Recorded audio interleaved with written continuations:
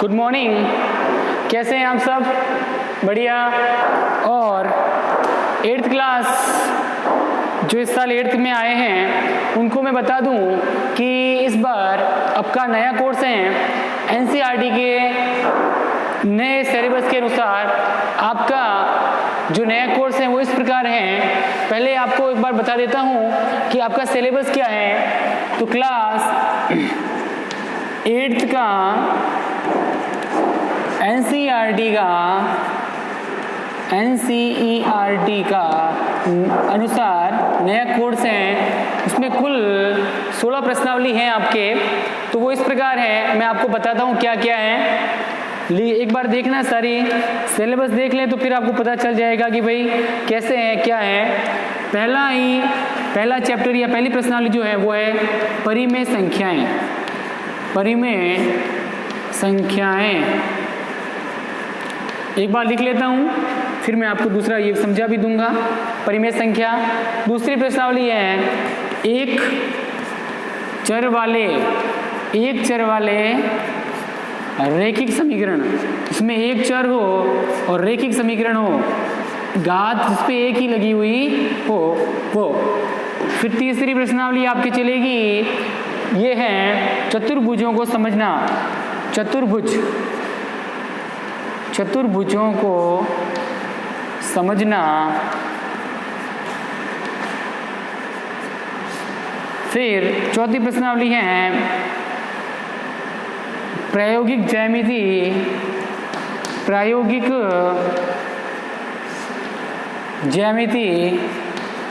Practical geometry. फिर पांचवी प्रश्नावली जो है वो है आपके आंकड़ों का प्रबंध। आंकड़े होते हैं ना, प्राथमिक आंकड़े, द्वितीयक आंकड़े, और उनका प्रबंध कैसे करते हैं, तो आंकड़ों का प्रबंधन। छठवीं प्रश्नावली होगी आपके, वो है वर्ग और वर्गमूल।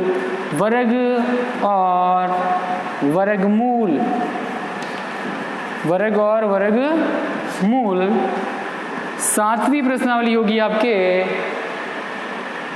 घन और घनमूल।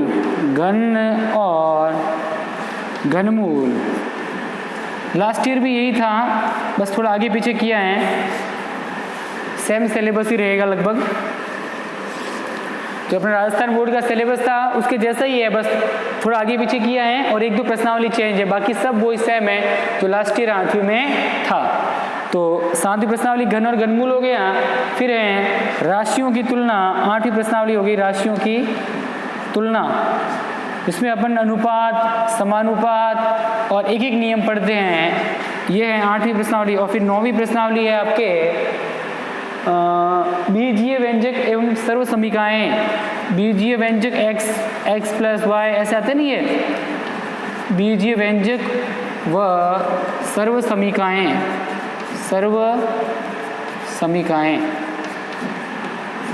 ठीक है बेटा। फिर 10वीं प्रश्नावली, फिर 11, ऐसे करके टोटल अपने 16 प्रश्नावली है। कितनी है? 16। फिर 10वीं का नाम है ठोस आकारों का चित्रण। ठोस आकारों का चित्रण, जिसमें अपन घन, घनाभ, बेलन ये सब पढ़ते हैं। फिर 11वीं प्रश्नावली है क्षेत्रमिति, जिसमें अपन क्षेत्रफल, परिमाप ये सब पढ़ते हैं। फिर होगी अपने प्रश्नावली घातांक और घात।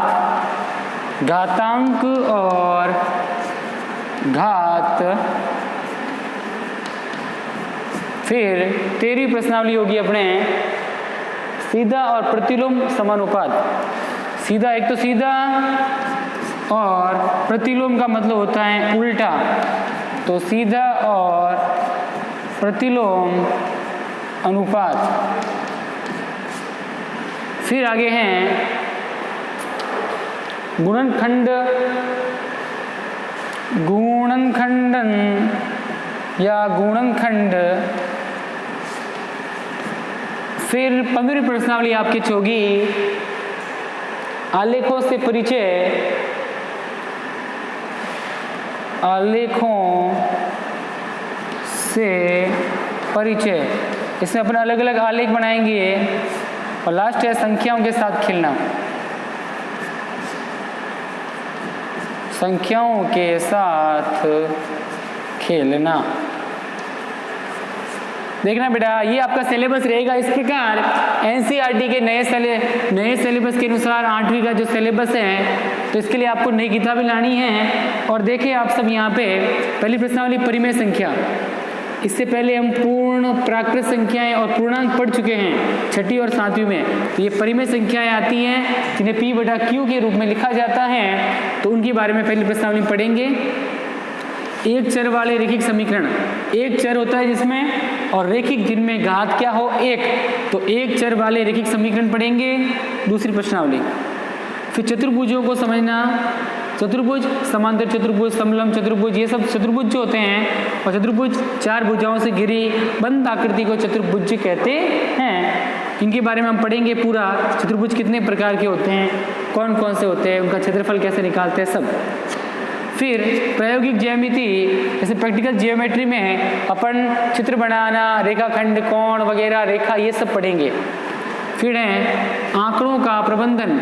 आंकड़े जो होते हैं उनका प्रबंधन किया जाता है ना, बारंबारता, माध्यिका, बहुलक वगैरह सब, ये सब इस आंकड़ों का प्रबंधन में पढ़े जाएंगे।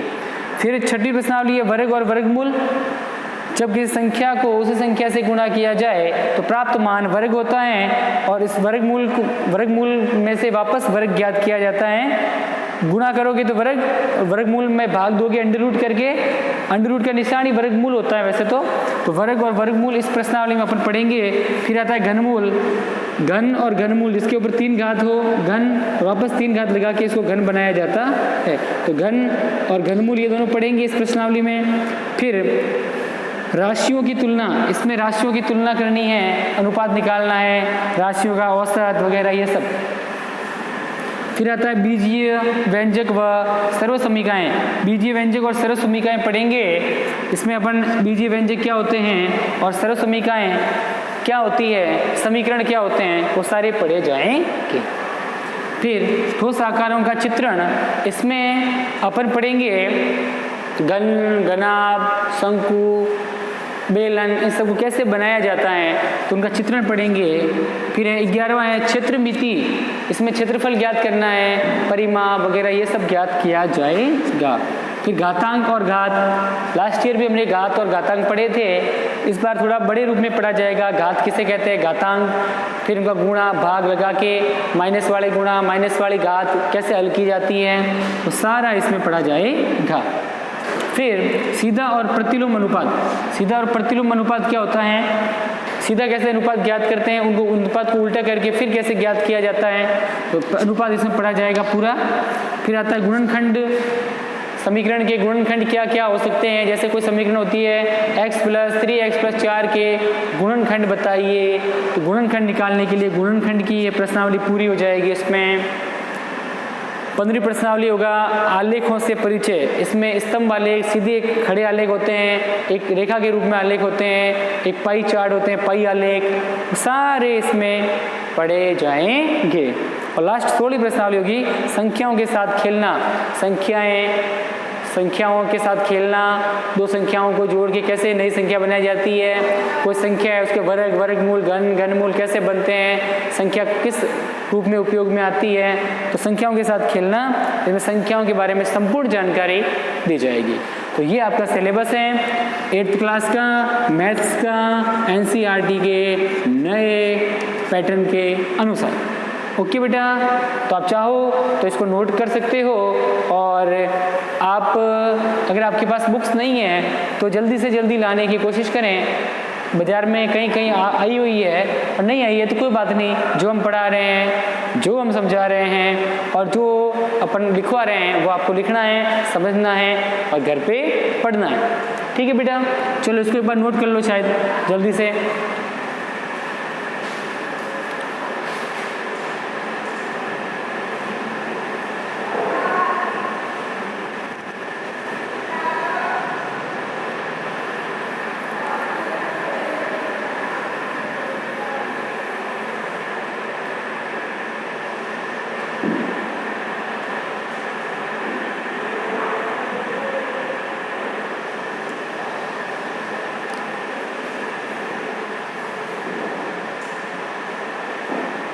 आप क्या करना, देखना बेटा आगे देखना, आप क्या करना, ये लिखा हुआ है, अब मैं आपको टाइम दूंगा तो कम से कम 5 मिनट इसको लिखने में लग जाएंगे। आप लोग क्या करना, वीडियो को बीच में रोकना, पोज करते हैं रोकते हैं वीडियो, क्लिक दबा के डबल वाले ऐसे निशान होते हैं उस पर क्लिक करके वीडियो को रोक के फिर आप इसको आराम से उतार लेना। उतारने के बाद सारा ये सब लिखने के बाद फिर आप वापस वीडियो को प्ले करना और फिर वीडियो आगे चलने लग जाएगा। ठीक है, तो मैं इसको मिटा देता हूँ, आप वीडियो को रोक के फिर आराम से कर लें। ठीक है ना, चलिए मिटा दूँ, मिटा देते हैं।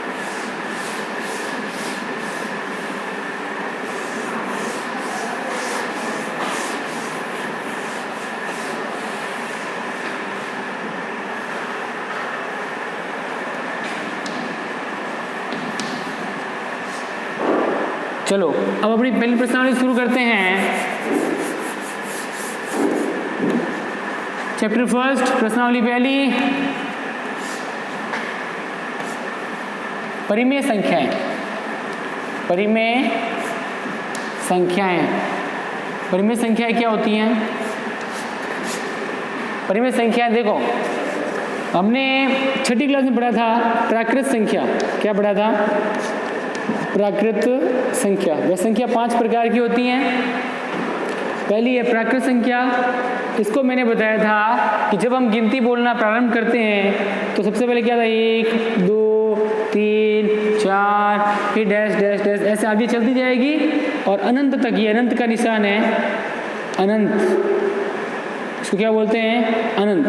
तो वे संख्याएं जो 1 से शुरू होकर अनंत तक जाती हैं ये प्राकृत संख्याएं कहलाती हैं। क्या कहलाती है? प्राकृत संख्याएं।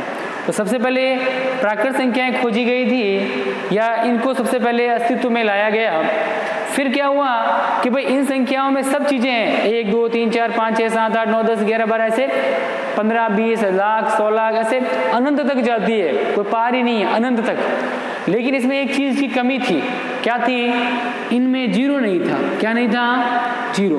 तो जब इन प्राकृत संख्याओं के संग्रह में, इस संग्रह में जब जीरो को आगे लिखा गया या जीरो जब आगे आया, जीरो इसमें शामिल किया गया, तो ये क्या बन गई? पूर्ण संख्याएं। क्या बन गई? पूर्ण संख्याएं। ये जीरो जब इसमें इस प्राकृत संख्याओं में जीरो शामिल किया गया तो जीरो फिर इसके बाद क्या था? 1 2 3 4 5 6 7 ऐसे ये भी आगे चलती रहेगी, अनंत तक जाएगी। तो जब इस प्राकृत संख्याएं जो 1 से शुरू होकर अनंत तक जाती हैं, प्राकृत संख्या, सिंपल परिभाषा यही है। पूर्ण संख्या जब प्राकृत संख्याओं के समूह में इसमें जीरो शामिल किया जाए तो जीरो से शुरू होकर पूर्ण संख्याएं कहाँ शुरू हो रही हैं? जीरो से। तो जो संख्याएं जीरो से शुरू होकर अनंत तक जाती हैं उन्हें पूर्ण संख्याएं कहते हैं। तो जीरो ये पूर्ण संख्याएं, फिर 1 ये भी पूर्ण है, पूर्ण पूर्ण पूर्ण पूर्ण पूर्ण, मतलब 1 से लेकर ये यहाँ से लेकर यहाँ तक ये सब प्राकृत भी हैं और ये पूर्ण भी हैं और प्राकृत भी हैं। ये प्राकृत भी और पूर्ण भी है, ये भी, ये सिर्फ प्राकृत, ये प्राकृत है। अगर इसमें जीरो शामिल किया जाए तो ये भी क्या बन जाएगी? सारी पूर्ण संख्या है। तो जो पूर्ण है वो प्राकृत भी होती है, बस जीरो को छोड़ के।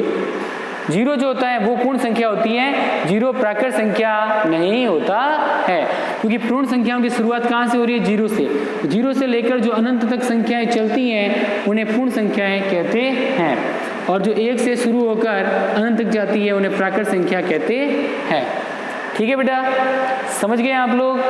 अब देखिए, अब प्राकृत संख्या आ गई, पूर्ण संख्या आ गई। अब और किस संख्या की जरूरत पड़ी? प्लस वाली। तो आ गई सारी, ये सब प्लस में, सब प्लस में।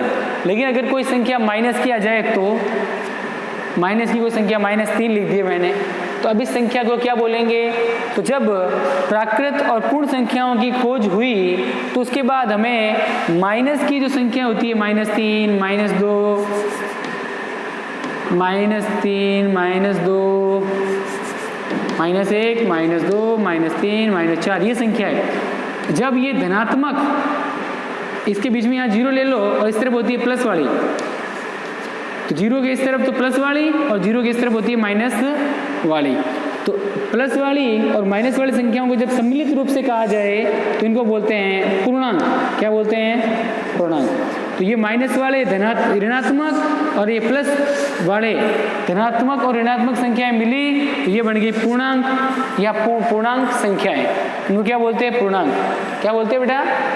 तो जब ये पहले ये प्राकृत संख्या 1 से शुरू होकर अनंत तक जाती है, पूर्ण संख्या 0 से शुरू होकर अनंत तक जाती है, फिर जरूरत पड़ी हमें माइनस वाली संख्याओं की, तो इन ऋणात्मक संख्याओं के समूह को, जो धनात्मक संख्याओं के साथ ऋणात्मक संख्याओं का समूह होता है, इनको बोलते हैं पूर्णांक।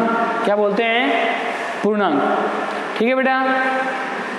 अब पूर्णांक भी आ गए, पूर्णांक जिसमें धनात्मक और ऋणात्मक दोनों आते हैं। धनात्मक व ऋणात्मक दोनों संख्या आती हैं, जैसे -1, -2, -3, -4, -5, 0 भी आता है, 1, 2, 3, ये सब क्या हो गई? पूर्णांक संख्याएं। क्या हो गई? पूर्णांक संख्याएं। फिर क्या हुआ कि इन पूर्णांक संख्याओं के बाद जरूरत पड़ी हमें परिमेय संख्याओं की। किसकी पड़ी? परिमेय संख्याओं की। अब अपना टॉपिक भी यही है, परिमेय संख्या। तो परिमेय संख्या क्या होती हैं? वे संख्याएं जिन्हें P/Q के रूप में लिखा जाता है, उन्हें परिमेय संख्याएं कहते हैं। जैसे 3/2, ये प्लस में लिख दी, माइनस में हो तो भी -3/2। ये माइनस जब किस संख्या के आ जाए तो वो पूरी संख्या के आगे माइनस लगता है। तो जिनको P/Q, ये P हो गया और ये क्या हो गया? Q। जिनको P/Q के रूप में लिखा जाए तो उन्हें परिमेय संख्या कहते हैं। लेकिन परिमेय संख्या में एक और चीज़ है कि Q बराबर नहीं होना चाहिए 0 के। नीचे ऐसे लिखा होता है, Q बराबर नहीं होना चाहिए 0 के। अब इसमें P मतलब क्या है? ऊपर क्या होता है? अंश। P तो होता है अंश और Q होता है हर। ठीक है, P अंश हो गया और Q क्या हो गया? हर। अब P 1 है लेकिन Q क्या होना चाहिए? 0 नहीं होना चाहिए। Q जो है वो 0 के बराबर नहीं होना चाहिए। 0 से बड़ा हो सकता है लेकिन 0 नहीं होना चाहिए। ऊपर 0 हो सकता है, P 0 हो सकता है लेकिन बटा में 1 होना चाहिए। मतलब कहने का अर्थ ये है कि 1 के बटा में 0, मतलब ये P हो गया और ये क्या हो गया? Q 0 कभी नहीं होना चाहिए। अगर Q 0 हो गया तो वह परिमेय संख्या नहीं होगी। जिन्हें P/Q, ये P और ये हो गया Q, P/Q के रूप में लिखा जाए उन्हें परिमेय संख्या कहते हैं। और यहाँ Q जो है वो Q बराबर नहीं होना चाहिए 0 के, मतलब Q की जगह यहाँ 0 नहीं आना चाहिए। अगर 3/0 हो तो 0 में 3 का भाग दिया तो कितना आ गया? 0। तो इसको हम परिभाषित नहीं कर सकते क्योंकि ये परिमेय संख्या भाग के समृद्ध नहीं होती। ठीक है ना? तो परिमेय संख्या है जिन्हें P/Q के रूप में लिखा जाए और जहाँ Q बराबर नहीं होना चाहिए 0 के, वो होती हैं परिमेय संख्याएं। चलिए अब परिमेय संख्याओं की बात कर रहे हैं तो वापस एक बार देखना, परिमेय संख्याएं मैं आपको समझा रहा हूँ। तो परिमेय संख्याओं का और क्या नियम होते हैं कि परिमेय संख्या जो होती है उनको अगर जोड़ा जाए ना, जैसे 3/2 प्लस 1/3, ये दो परिमेय संख्या, इसका नाम A, इसका नाम ले लो B, इस पूरे का नाम क्या है? B, इस पूरे का नाम क्या है? A। अगर A प्लस B को जोड़े तो क्या आएगा? C। ये दोनों परिमेय संख्याओं को जोड़ेंगे तो एक परिमेय संख्या आएगी 3 और 1 4 और 2 और 3, सॉरी ऐसे नहीं करते डायरेक्ट इसको, इसका लसापा लेंगे 2 और 3 का लसापा 6, 2 का भाग 3 में गया 3 बार, 3 3 9, 9 प्लस 3 का भाग 6 में गया 2 बार, 2 1, तो 9 दूनी 11, 11/6। तो दो परिमेय संख्याओं को जोड़ने पे हमेशा एक परिमेय संख्या आती है। दो परिमेय संख्याओं को जोड़ने पर हमेशा एक परिमेय संख्या आती है। ये भी एक परिमेय संख्या के नियम में आता है। ठीक है, चलिए आगे आपको पढ़ाते हैं। रुकिए 2 मिनट, 1 मिनट।